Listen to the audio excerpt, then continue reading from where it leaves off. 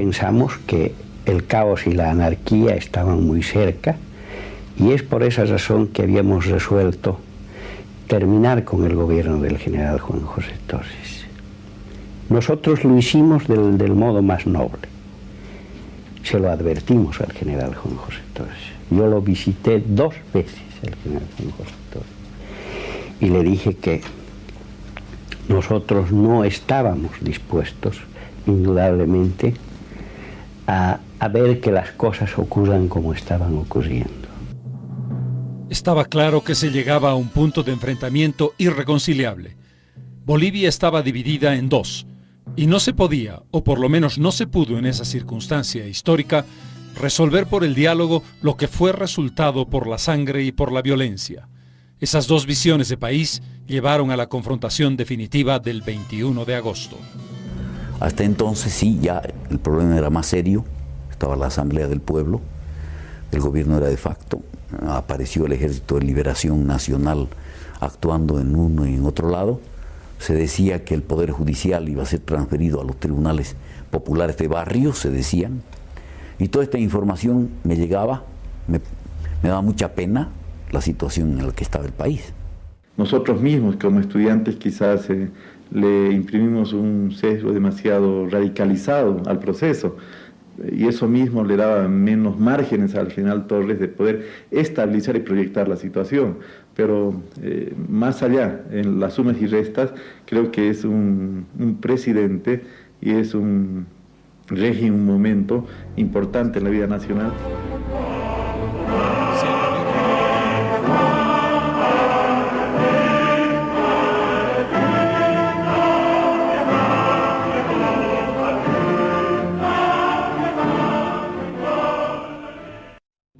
Con el general Banzer y toda la corriente golpista, con la embajada norteamericana y más la presencia del general Bethlen, pudieron realmente hacer un plan exhaustivo como para poder liquidar cualquier tipo de resistencia que hubiera de parte de las tropas leales.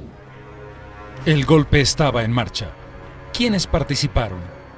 En la parte objetiva, en aquella que se vio y que luego asumió el poder, fuerzas políticas muy importantes, Falange Socialista Boliviana y el Movimiento Nacionalista Revolucionario. Y entonces el doctor Mario Gutiérrez envió una carta al doctor Paz Estenssoro, invitándolo a que participe de la acción revolucionaria. Comenzaba así la historia imposible de la unión entre Falange y el movimiento, una parte porque la otra, con Hernán Siles Suazo, estaba en la izquierda. En torno a la presencia de fuerzas internacionales, los Estados Unidos y sobre todo el Brasil, con el general Bethlen, hay discrepancias.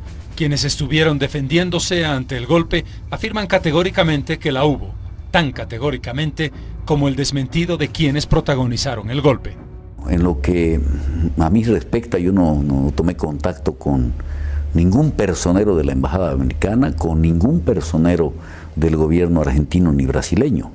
Lo que yo he visto a través de toda la documentación histórica que ya es de público conocimiento es que han habido factores de cohesión vinculados a la embajada norteamericana y en su tiempo también ciertos sectores de la empresa privada alemana y de los grupos brasileños.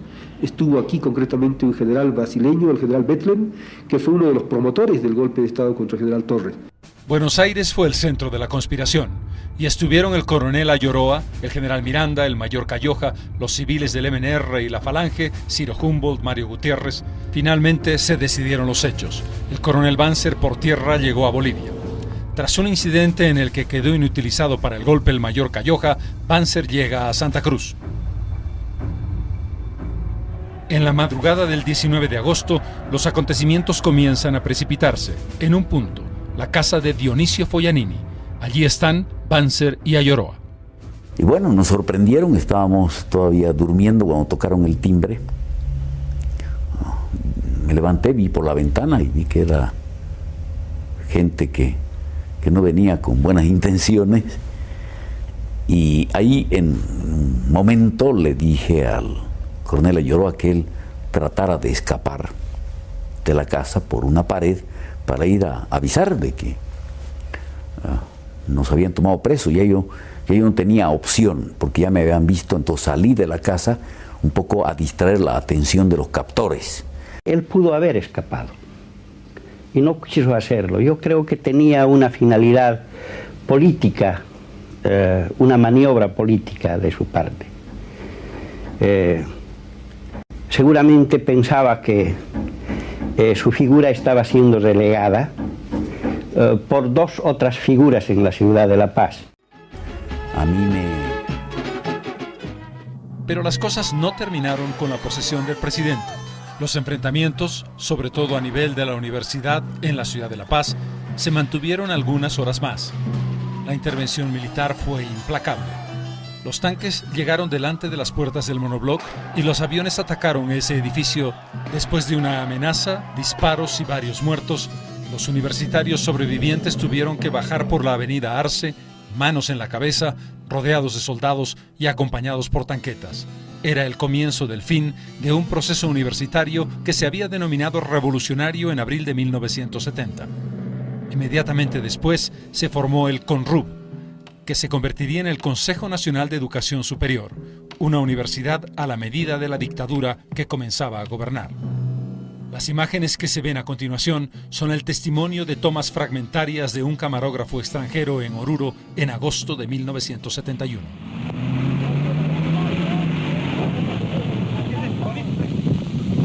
Todo a disparar.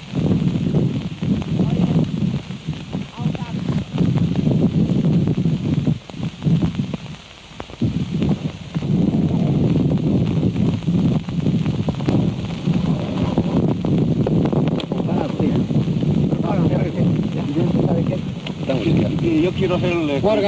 Yo tengo a mi compañero, yo puedo tomar el lado. La gente que está actualmente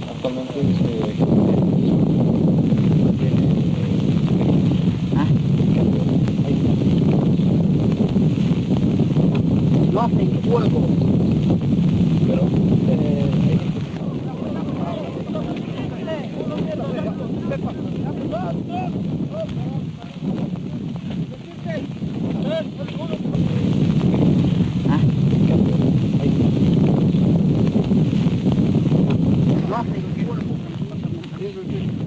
Fui detenida en abril de 1972. Tenía 18 años, en la ciudad de Oruro.